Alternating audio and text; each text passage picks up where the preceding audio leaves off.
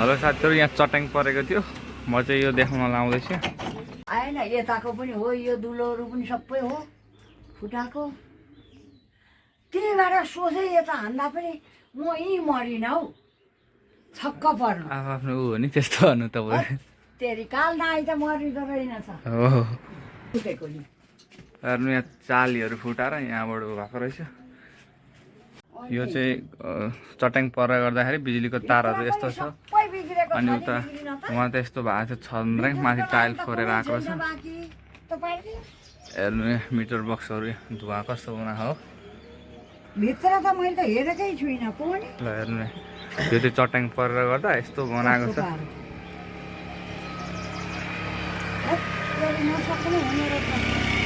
यताबाट पनि गरे रहेछ, उता कोठामा झन् ठुलो रहेछ। मेन चाहिँ उता टाइलहरू फोरेर।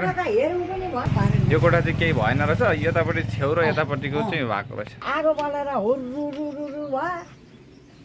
चट्याङ पर्दा यस्तो बनाइदिएको छ है। त्यहाँदेखि झरेर आगे बलेको। त्यही त, यहाँ आगो बलेको। यो टिभी पनि जलेछ। किन यहाँ सुत्नु भएको, यतापट्टि त्यस्तो भयो। यहाँ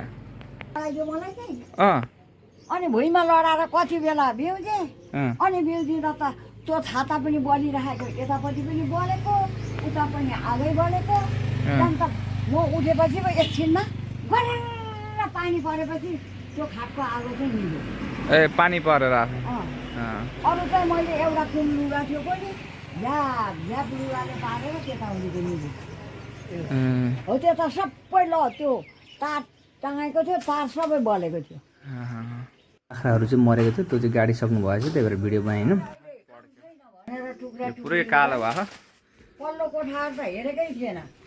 ल, यो चाहिँ टिभी छोपेको छाता अरे, यस्तो बनाएछ है चट्याङ आगो बलेर।